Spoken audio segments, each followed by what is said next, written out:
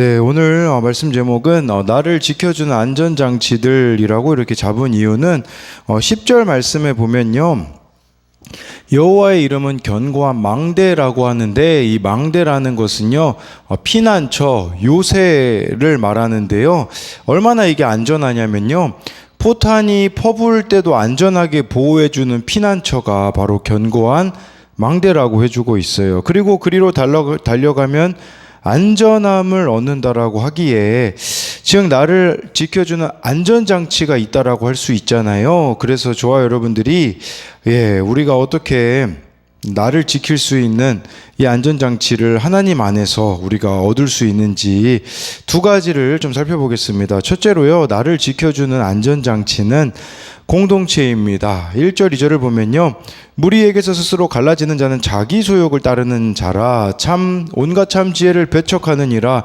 미련한 자는 명철을 기뻐하지 아니하고 자기 의사를 드러내기만 기뻐하느니라. 1절에 보니까요, 무리에게서 스스로 갈라지는 자는 자기 소욕이라는 게요, 자기 욕망이라는 뜻이에요. 그러니까 이것은 우리에게 무리가 뭘 말하겠습니까? 공동체를 말하는 것이에요. 공동체를 스스로 이탈하는 자들이 있대요. 왜 이들이 이탈하냐? 자기 욕망을 따르기 때문에, 온갖 즐거움을 다른 것으로 찾고 있기 때문에 이 교회 공동체가 이들이 보기에는 찌질해 보이는 것이라고 볼 수가 있는 것이죠. 그런데 이렇게 무리를 벗어나는 것은요, 참 지혜를 배척하느니라 라고 말씀해 주고 있어요. 교회 공동체를 통해서 우리가 누릴 수 있는 참 지혜들이 있거든요. 근데 그것을 스스로 배척하는 꼴이 된다라는 거죠. 그래서 1절을 그 세번역 성경에는요, 이렇게 나오더라고요. 다른 사람과 어울리지 못하는 사람은 자기 욕심만 채우려 하고 건전한 판단력을 가진 사람을 적대시한다라고 말씀해 주고 있어요. 건전한 판단력을 가진 사람을 적대시한다. 어떻게 보면은 교회 공동체를 통해서 우리가 자기를 직면할 수 있는 기회를 얻거든요. 건전한 판단력을 가진 사람들이 자기를 직면하게 해주는 기회가 있는데 그것을 외면한다라는 것이겠죠. 그리고 앞부분에 다른 사람과 내가 정말 잘 어울리고 있는가, 이제 이런 부분도 생각해 봐야 되는데, 이것은 교회 공동체에 대한 부분일 수도 있겠고요. 이따가 조금 이후에 설명드리는데, 정말 내가 속한 그 공동체 가운데 나는 다른 사람들과 잘 어울리고 있는가에 대한 부분도 생각해 봐야 된다라는 것이에요. 제가 감히 말씀드릴 수 있는 것은 교회 공동체가 자기를 부인하기에는 가장 좋은 곳이라는 사실입니다. 또 자신의 민낯을 드러내기에는 가장 좋은 안전한 곳이라는 겁니다. 여러분, 우리가 세상 어디에서 민낯을 드러내며 어디에서 이렇게 무장해제된 나의 이런 속사람을 이야기할 수가 있겠습니까? 2절에는요, 교회 공동체에서요, 하고 싶은 대로만 해서는 안 된다라는 의미라고 볼 수가 있는 것이에요. 여기서 자기 의사만 드러내기를 기뻐하느니라 라는 이 부분이요, 내가 하고 싶은 대로만 해서는 안 된다라는 거죠. 얼마나 우리는 자기 의견만 내세우는 것을 기뻐합니까? 공동번역 성경에는요, 이 2절을 이렇게 번역했더라고요. 그것은 뭐냐면, 미련한 자는 깨우쳐 주는 말을 싫어하고 제 생각만 내세우려 한다라는 것이에요. 여러분, 제 생각만 내세우는 게 뭘까요? 그것은 자기 생각, 자기 옳고 그름이거든요. 저와 여러분들의 이 자기 옳고 그름은요, 바로 교회 공동체에 속함으로써 깨뜨려질 수 있다라는 사실입니다. 저만 봐도 그렇더라고요. 이제 화요일마다 그 띵크 양육 받으신 집사님들과 큐티 나눔의 시간이 있거든요. 어느 집사님이 좀 더 넓은 마음으로 자녀들을 품어주지 못하는 것을 이야기해 주셨는데, 저도 그 이야기를 들으니 찔림이 있더라고요. 저도 최근에 좀 더 이렇게 아내의 입장을 헤아리지 못하는 것을 보게 되어지더라고요. 이처럼 공동체 나눔을 통해 틀린 내 생각을 교정받을 수 있다라는 것을 말해주는 것입니다. 여기서 공동체라는 것은 교회 공동체를 뜻하기도 하겠지만 구원을 위해 허락하신 공동체를 뜻하기도 합니다.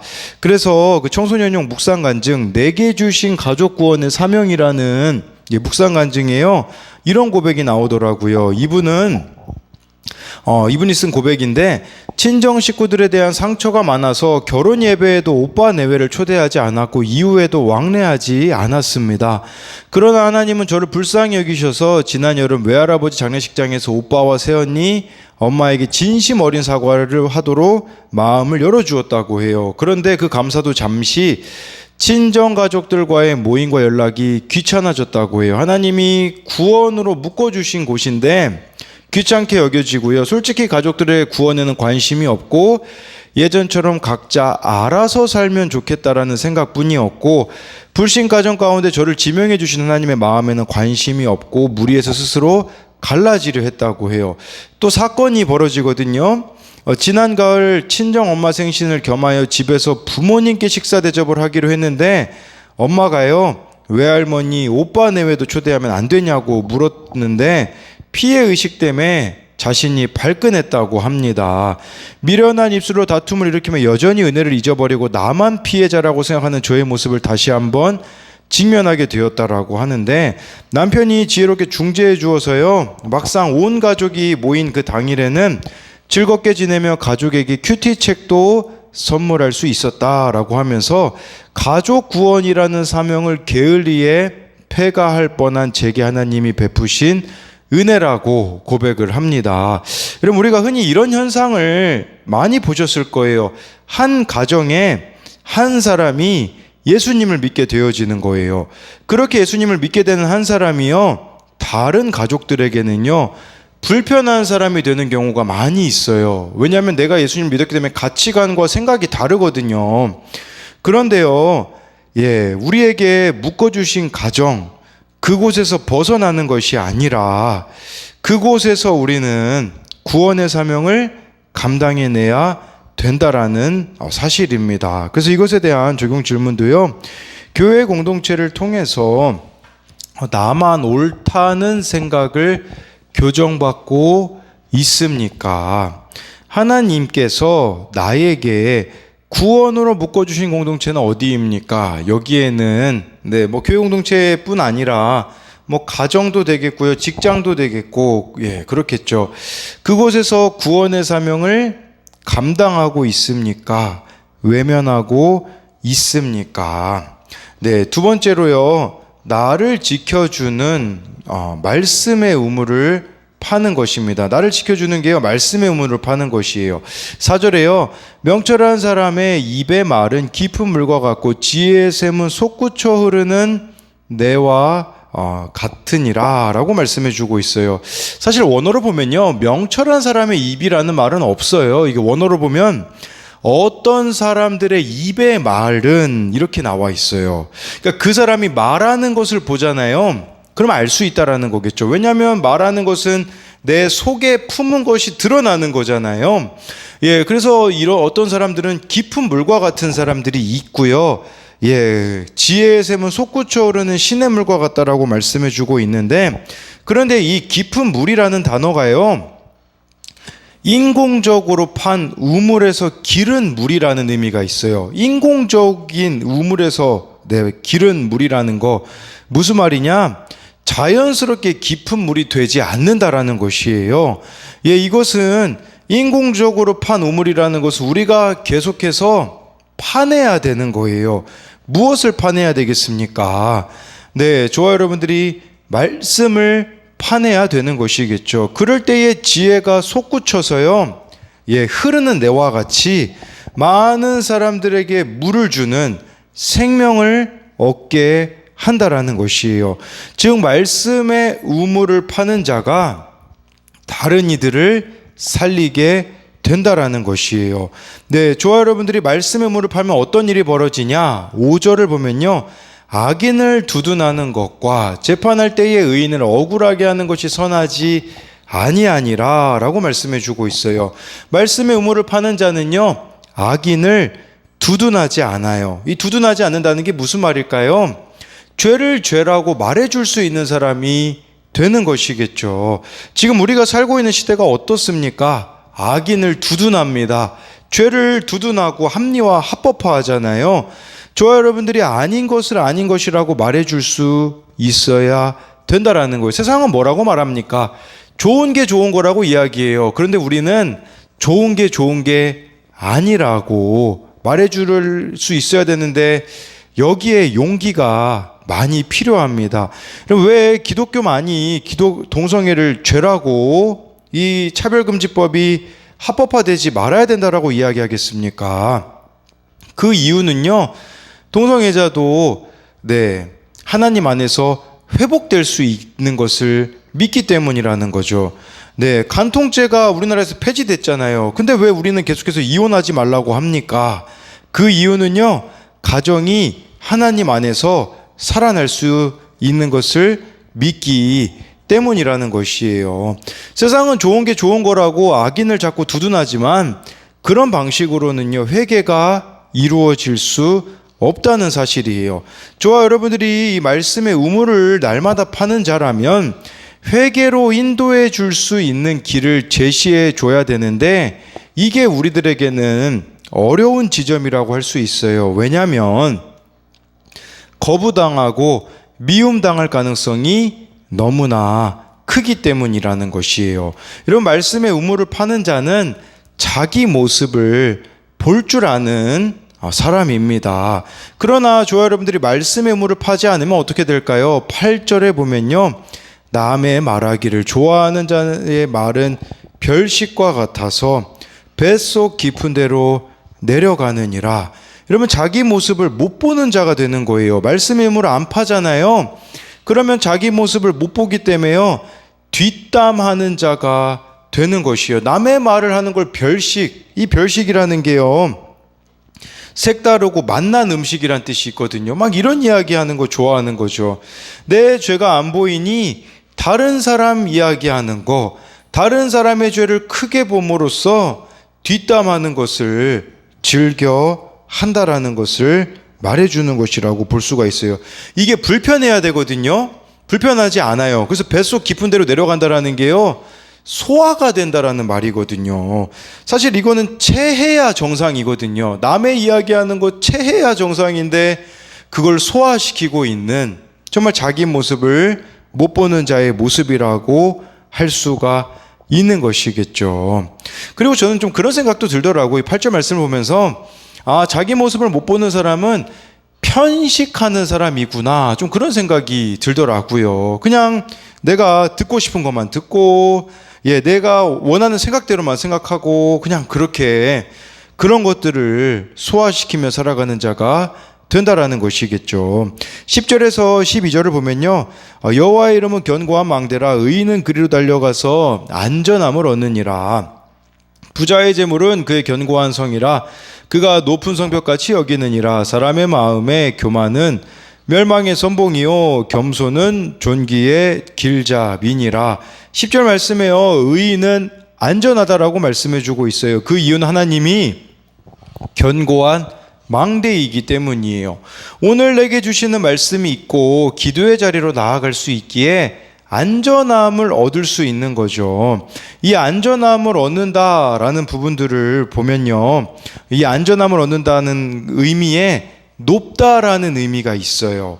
그러니까 성벽이 높아서 접근할 수 없는 강한 요새로 인해 안전함이 보장된다라는 것이에요. 무슨 말이냐면, 저와 여러분들이 어떤 일이 있어도 하나님께 피하잖아요.